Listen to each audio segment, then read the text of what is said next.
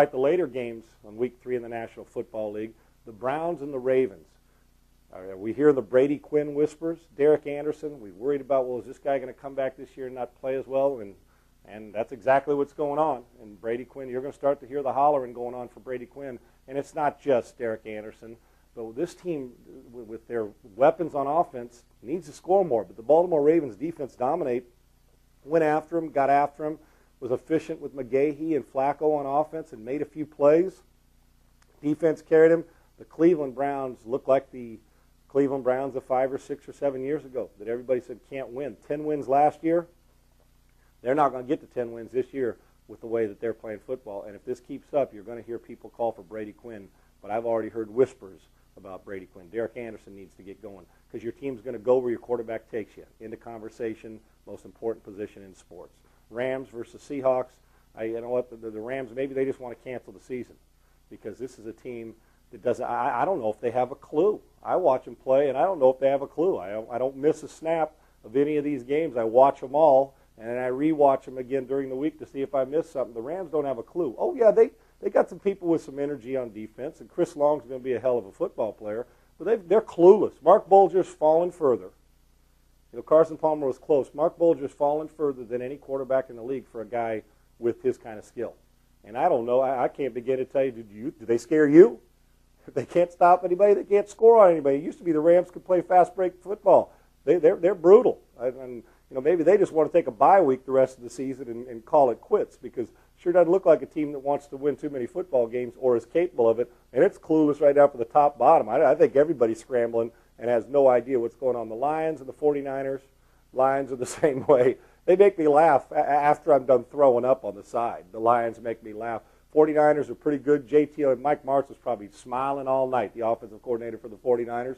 JT O'Sullivan, his quarterback that he took with him, is playing really, really good football and is in rhythm and throwing the ball and will continue to get better in Mike Martz's system because he's got that. Mike's done wonders with guys like Trent Green, with Kurt Warner, with Bulger. Mike, if you got a guy that buys into it, JT O'Sullivan it'll work. And they ran the football. I mean, I said a high school team could score on the Detroit Lions. I lied. A Pop Warner team could. I don't know if they could stop me. I may be able to come back, and I'm not very good. And if I could play against the Lions every week, I'd be in the Pro Bowl. That's how bad they are. San Francisco going to keep it interesting out west. The Saints in Denver, great football game, but it's a typical. New Orleans Saints can score 32 but give up 34. New Orleans Saints can score 40 but give up 44. That's a problem. Now, their defense with Cedric Ellis and Vilma, they get better, but they ran into a team like the Denver Broncos who can score at will. Jay Cutler's going to be in the Pro Bowl, and will have them in the playoffs in Denver. And they're starting to get the rhythm of running it, and they're not even fully healthy yet. And Brandon Marshall is going to be a superstar in this league. And this is a Denver Broncos team that I believe is going to win the West now because the Chargers are not a closer. We'll find out Monday Night Football if the Chargers can beat a Jets team. But Jay Cutler's a full-grown man throwing it. He takes a backseat to nobody as far as arm strength. Mike Shanahan's got his team going. He told everybody at the beginning of the year they were better, and nobody bought it. Take a look at the start for the Denver Broncos. The Colts and the Jaguars, Indianapolis doesn't look like the same team, folks. And yesterday looked finesse. They look soft. Nobody wants to hear it, but Colts, you look soft. The Jaguars ran for 4 billion yards on you. Both running backs, Taylor and Jones-Drew, rushed for over 100. Garrard doesn't play a great game, but enough and efficient to give Josh Scobie at the end to make a play. Matt Jones has started to play at wide receiver. Their defense got after it. The Colts are not running the ball with great success, and Peyton's turning it over, which is not like him.